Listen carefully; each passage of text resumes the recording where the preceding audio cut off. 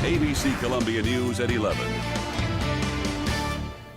Good evening, and thank you for joining us for ABC Columbia News at 11. I'm Rochelle Dean. And I'm Josh Berry. If you like it hot outside, you're in luck. That's exactly what it was here today in the capital city. Yeah, Chief Meteorologist John Farley has your first forecast. John, safe to say we're living up to being a famously hot city? Without question. Check it out. Even now, temperatures sitting in the mid-80s. But again, as you talk summertime, you talk humidity, and it feels like 90-ish for a lot of us, all the way to 94. It still feels like 94 in Springfield right now. A little bit of wind, but it's not doing a lot coming in from the southeast, and it's not doing anything to cool us off. If anything, it's bringing in more moisture from the ocean. All right, you see this little shower here? That one's dying off in Newberry. Yeah, it's gone. In fact, as we go into the upstate, there's one more shower to talk about just to the northwest of Greenville, but notice this one is weakening as it gets closer. That will do it for the showers tonight. On the big view, you see nothing else out there. So eventually things will drop down to about the mid to upper 70s by the time the morning commute rolls around, and it'll be a warm one.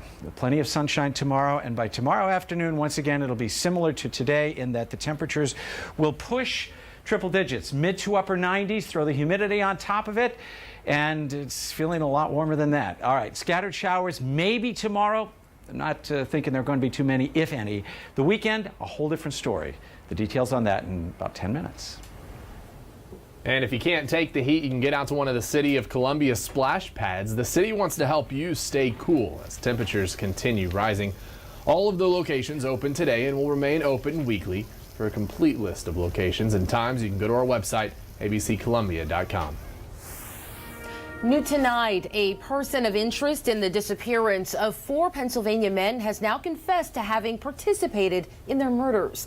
Investigators say human remains have been found in the search for 4 men missing since last week in Pennsylvania. Police have arrested 20-year-old Cosmo DiNardo and accused him of stealing and trying to sell a car belonging to one of the missing men, 21-year-old Tom Mayo.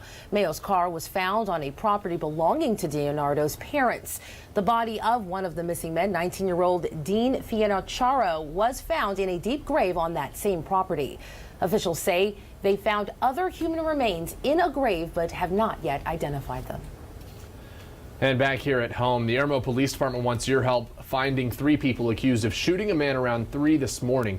Police say it all happened in the parking lot of a business in the 7700 block of Broad River Road. We're told he was shot in the upper part of his body, but they haven't shared his condition right now. If you happen to know who these people are, call Crime Stoppers at 1-888-CRIME-SC. And Lexington County deputies arrest a man for attempted murder this week. We're told this man, 50-year-old Christopher Griffin, choked a woman Tuesday morning at the Landmark Apartments. The arrest report says she was able to hit Griffin with something, and that's how she got away. Griffin, who's from Charlotte, got a $100,000 bond. A Swansea man is facing criminal sexual conduct charges tonight. The Lexington County deputies say 34-year-old Michael Sean Smith inappropriately kissed a victim under the age of 11 multiple times. Detectives say they are looking into other incidents in which Smith might have been involved. If you know anything, you're asked to call Crime Stoppers. That number again, 1-888-CRIME-SC. And the escaped South Carolina inmate captured in Texas last week, he's back in Columbia. We learned today that Jimmy Causey has a new home at Kirkland Correctional. It's the state's highest security facility. We knew he was back in the state yesterday. We learned this new information today. He escaped from max security prison Lieber Correctional on the 4th. We're told using equipment flown into the facility by drone. The Lexington Police Department says they're searching for 2 people accused of taking a 5-finger discount at an Augusta Road pit stop. The 2 people are accused of stealing several cartons of cigarettes and a drink. Now, police say the suspects broke a glass drink bottle to distract the employee. Similar MO, authorities say, could tie the duo to previous incidents from last year. If you recognize them, you're asked again to call Crime Stoppers. South Carolina's health agency director is stepping down. Director Katherine Heigl announced her resignation from DHEC today. She took over the agency back in 2015. DHEC says longtime agency employee David Wilson will serve as acting director. Heigl's leaving for a job as chief operating officer for Greenville accounting firm Elliott Davis. And tonight, gas prices are on the rise in the Midlands. Bad news for drivers. According to Gas Buddy, prices in Columbia have jumped an average of 2 cents per gallon in the past week. Still, drivers in the Midlands are paying an average of $1.81 a gallon. Now, that's not too bad when you compare it with the national average, which increased 3 cents in the last week to $2.25. U.S. Senate Republicans are trying to breathe life into their revised health care bill in hopes of repealing and replacing Obamacare. That's right, but as Mary Bruce explains, the current plan remains on life support. Job is on the line. At home, Don't get sick. Please die quick. and on Capitol Hill, We need Medicare. Senate Republicans have been getting an earful for weeks. And tonight, a new health care bill, but the same old problem. Can it get the votes to pass? To appease conservatives, the new version would allow insurers to offer cheaper, bare-bones plans that don't cover essential health benefits. It could bring down costs for some. And it's enough to move at least one no vote to a yes. If this is the bill, are you on board? Yes. But critics worry Americans that need the most care, like people with pre-existing conditions, could end up paying a lot more. Under this bill, so could seniors. It also leaves in place those deep cuts to Medicaid, initially projected to be nearly $800 billion.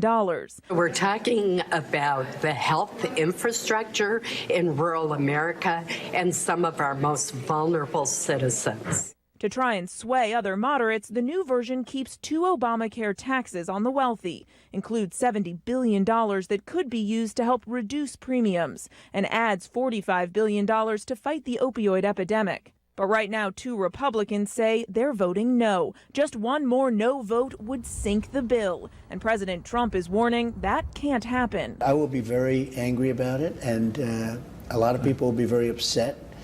But I'm sitting waiting for that bill to come to my desk. Republican leaders want to move to a vote next week, but it's still unclear if they will have the votes to even have that vote. Just one more no, and Republicans' signature promise to repeal and replace Obamacare will once again be out of reach. Mary Bruce, ABC News, Capitol Hill. SEC Media Days wrapped up in Hoover, Alabama, but not before South Carolina football coach Will Muschamp took to the podium. Muschamp making the rounds after a 6-7 season. Muschamp now begins his second year with the Gamecocks. Muschamp spoke with quarterbacks and talked about his expectations for the upcoming season. Michael Espy hears from the coach and a lot more coming up a little later on in sports. Big news for the Bull Street development coming out today. In the 4th year of a 20-year development project, a new storm water management plan has received city and federal approval. Our Gabrielle Franklin takes us to the Bull Street neighborhood to show us what developers there are planning to do. A creek that was once free-flowing will be again. That's what developers announced Thursday. Currently, Smith Branch comes into the site, goes underground into 2 84-inch box culverts, and then exits the site along under Colonial Street without ever seeing the light of day. This causes major storm runoff for people in surrounding communities. Smith Branch actually flows from here then to Earlwood Park, where it has historically flooded, and then it goes into the canal where we get our drinking water. This should be the crown jewel of downtown Columbia. Developers say they plan to daylight Smith Branch Creek, establishing a 20-acre city park that will allow the water to run just as it should. We're going to be bringing the stream back up to the surface, allowing it to flow naturally through the site, receive all the benefits that water receives from being under the daylight of sun, and therefore improve the water quality, improve the natural habitat around the creek, and have it be an amenity within the park that is going to be an anchor for the entire Bull Street development. Neighbors in the community say this development should be an example for the entire Bull Street restoration. What they did by burying the stream many years ago was not how we should treat our urban water environment. So I hope we can take this as an opportunity to do better, to set higher standards for how we develop Columbia and redevelop downtown Columbia. City leaders and developers are hoping that the park that they place here will not only be good for the environment, but also be a good place for the public to enjoy. For now on Colonial Drive, Gabrielle Franklin, ABC Columbia News. And still ahead, a man gives new meaning to the phrase, more money, more problems. Yeah, what happened that had him counting his blessings? That's next, live from Main and Jose.